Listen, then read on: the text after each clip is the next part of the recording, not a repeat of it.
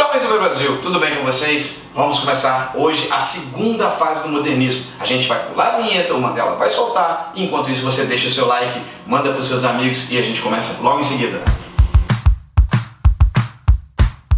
Olá meninos e meninas, Jovens do Brasil, tudo bem com vocês? Na aula de hoje nós veremos sobre a segunda fase do modernismo, poesia. Isso mesmo, porque hoje nós veremos a poesia, porque foi um momento dentro da produção literária brasileira, gente, de grande intensidade, tanto que nós tivemos vários poetas e simplesmente, gente, nesse momento nós conheceremos Carlos Drummond de Andrade. Sem dúvida alguma, sem medo de errar, é o grande nome da poesia brasileira. Ah, Geraldo, meu professor de literatura falou que é outro. Tudo bem, mas é o Drummond. Podem ter certeza disso. Porque vejam, gosto não se discute, mas é o Drummond, tudo bem, gente? Mas vamos nos contextualizar primeiro. Nós vamos de 1930 até 1945. Vejam, gente, dentro desse período nós temos a Era Vargas. A Era Vargas, porque lá em 29, por conta da queda da Bolsa de Nova York, por conta da derrubada da República Velha, por conta da crise do café, tudo isso um ano antes, em 1929. Depois nós começamos essa transição para a concretização de um ideário, porque vejam, na primeira fase do modernismo, vocês já devem ter assistido esse vídeo aqui no canal, se não viram eu vou deixar aqui em cima no card. Se você é novato aqui no canal, aproveite, se inscreva agora, ative o sininho para receber as próximas notificações. E se você já estiver gostando desse conteúdo, e se você não acha que é o Drummond o grande nome da poesia brasileira, deixa aqui embaixo nos comentários quem é o grande nome da poesia brasileira, mas eu já adianto para vocês, é o Carlos Drummond de Andrade, eu garanto para vocês. Mas vejam só, dentro de 1930 até 45 nós tivemos a Era Vargas aqui no Brasil, e lá do outro lado do Atlântico nós tivemos a Segunda Guerra Mundial, que vai de 39 até 45, e nesse início dos anos 30 aqui nós temos a ascensão do nazifascismo, o nazismo na Alemanha e o fascismo na Itália, com Hitler e Mussolini respectivamente. Então todas essas ideias aí, gente, vocês vão percebendo que elas vão aparecer dentro da literatura em maior ou menor grau. Aqui na nossa literatura, como eu disse, nós temos a concretização de um ideário modernista.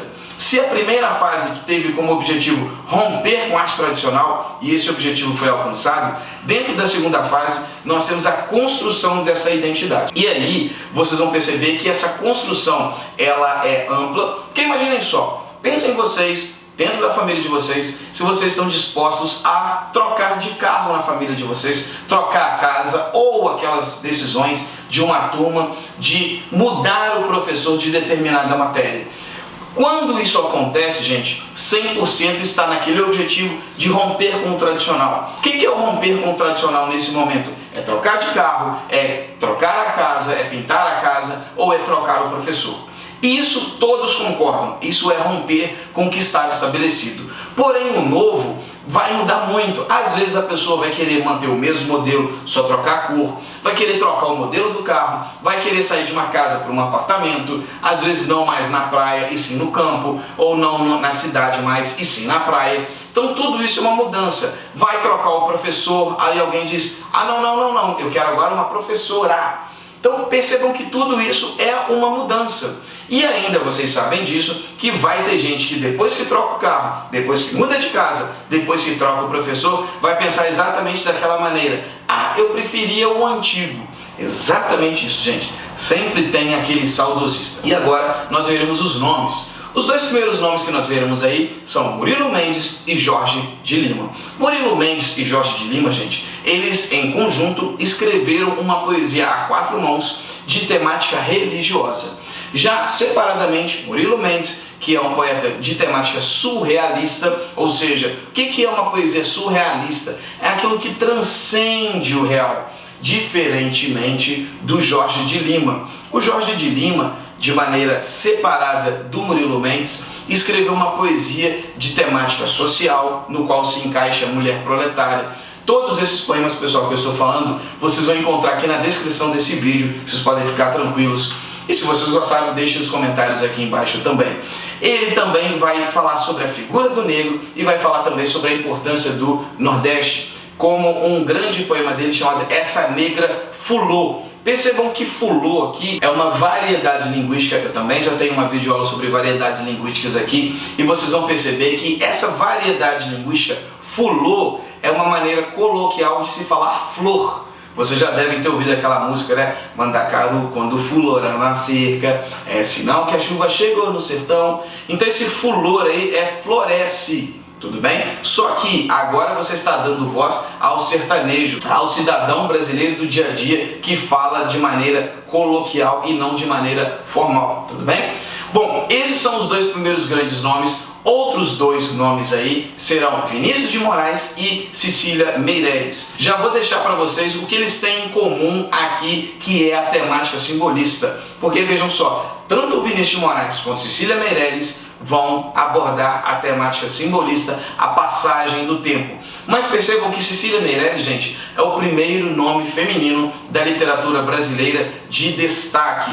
Claro que tem vários outros nomes antes, mas é dentro dos anos 30 que a mulher passa a ter direito de votar. Portanto, é nesse momento que começa a haver uma ascensão maior, e os dois primeiros grandes nomes da literatura brasileira aqui são Cecília Meirelles na poesia e Raquel de Queiroz na prosa. Legal? E principalmente Cecília Meirelles, que também teve uma obra infanto-juvenil de destaque. Ela foi muito criticada pela crítica, pelos seus pares, porque ela é a primeira mulher a aparecer e ela vem com uma temática passadista. Gente, o simbolismo é uma escola literária do final do século XIX e início do século XX. Nós já passamos pelas vanguardas europeias, nós já passamos pela primeira fase do modernismo e também a Semana de Arte Moderna.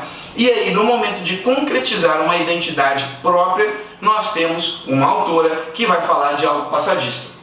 E é óbvio que ela foi também vítima de machismo nesse momento. Esse machismo tóxico, esse machismo institucional que acaba oprimindo as mulheres ainda no século XXI. Mas é quando ela publica Romanceiro da Inconfidência, uma obra que cala a boca dos críticos e mostra que ela tinha qualidade literária para permanecer nesse rol de grandes nomes. Legal? Enquanto o Vinícius de Moraes, que também teve uma temática simbolista, mas o Vinícius, ele, além de poeta, ele foi contista, ele foi cronista e ele foi um dos fundadores da Bossa Nova, né, gente? Então, o Vinícius de Moraes, o poetinha aí, ele que sempre escreveu vários e vários poemas, sonetos. Gente, quem não conhece um soneto de Vinícius de Moraes está vivendo errado. Mandela, você conhece? Espero que sim. Se você não conhece, tem aqui embaixo. Se você conhece alguns dos sonetos de Vinícius de Moraes, deixa aqui o seu preferido. Porque, gente, soneto da fidelidade, soneto do amor total, soneto da amizade, soneto é o que não falta para o Vinícius de Moraes. E vejam, gente, soneto é um texto tradicional, é um texto formal, não é o que cabe dentro da nossa literatura. Dentro da literatura modernista, nós trabalhamos com o verso livre. O verso livre é exatamente a ausência de uma estrutura formal de versos. Porém, ele tem outras temáticas dentro da poesia. O Vinícius que vai nos interessar aqui, gente, é o Vinícius poeta. Esse Vinícius poeta, ele tem temática social, ele vai falar da figura do negro, ele vai falar também do dia a dia e ele também vai ter uma espiritualidade muito grande. Vinícius, inclusive, que se dizia o preto mais branco desse Brasil. Mas como eu falei com vocês lá no início desse vídeo, o grande nome dessa fase da poesia, da segunda fase da poesia modernista, sem dúvida alguma, chama-se Carlos Drummond de Andrade, o mineiro de Itabira, nascido em 1922. Gente, Carlos Drummond de Andrade, como eu acabei de dizer, ele nasce em Itabira, depois ele vai para Belo Horizonte e depois muda para o Rio de Janeiro. E ele tem uma poesia inicialmente lírica, ele vai falar muito de amor, o seu primeiro livro tem toda essa característica, mas são as suas produções durante os anos 30 e principalmente as duas primeiras produções dos anos 40, José e Sentimento do Mundo, são obras principalmente reflexos da Segunda Guerra Mundial e dessa ascensão do nazifascismo ali na Europa, vão marcar fortemente o Drummond, que, diferentemente do que muitas pessoas pensam, Drummond não era pessimista, ele era cético. Ora, Geraldo, qual a diferença do pessimista para o cético? Você também vai aproveitar e vai procurar no dicionário essas duas diferenças, mas eu já adianto para vocês que o cético, pessoal, ele é uma corrente filosófica, né, que ele dialoga ali com o niilismo e ele tem aquela percepção de não criar falsas expectativas. O Drummond não era um homem pessimista, ele era um homem sem muitas esperanças. Você pode até achar que é a mesma coisa. Eu tenho um vídeo aqui que eu falo sobre semântica, que eu começo a fazer essas diferenciações, vocês vão perceber que é muito importante a gente ter essa sensibilidade de diferenciar as palavras, tá legal? E aí o Drummond, em José e em Sentimento do Mundo, como por exemplo no poema Mãos Dadas, ele vai mostrar toda essa dor, toda essa preocupação com a falta de perspectiva de um mundo que inventou uma bomba capaz de derrubar meio mundo. Não há motivo para você ser uma pessoa feliz, alegre depois disso. Vamos concordar, né, gente? Mas, para além disso, nós temos uma literatura aí muito engajada também em Drummond. Ele que era funcionário público, o Drummond diz isso em Confidências do Itabirando, né? Tive ouro, tive gado, tive fazendas, hoje sou funcionário público. Então ele não ia falar mal do seu governo, deveria, porque era um governo que matava as pessoas. Mas o Drummond opta por sentir saudade exatamente da sua terra natal. Ele diz isso em Confidências do Itabirando. Há alguns anos vivi em Itabira, principalmente nasci em Itabira. Então esse advérbio aqui, principalmente, mostra que mais do que ele viveu, ele nasceu. Então ele mostra toda aquela carga, né, de herança cultural que você traz de quando você nasce em um lugar. E naquele outro grande poema dele, E Agora José, ele diz isso: quer ir para Minas, Minas não há mais. Ora, gente, eu estou aqui gravando esse vídeo numa cidade mineira, eu sou nascido em Minas Gerais. Você que eu não sei de onde está assistindo esse vídeo aqui, se está gostando desse vídeo, deixe o seu like aqui, comente de onde você é, mesmo que você seja de Minas ou de outra região do Brasil, comente aqui de onde você é. Mas quando o Drummond diz que quer ir para Minas, Minas não há mais, eu garanto a vocês que Minas Gerais existe, porque eu estou gravando aqui. A Minas Gerais que o Drummond diz que não há mais é a Minas Gerais da infância dele.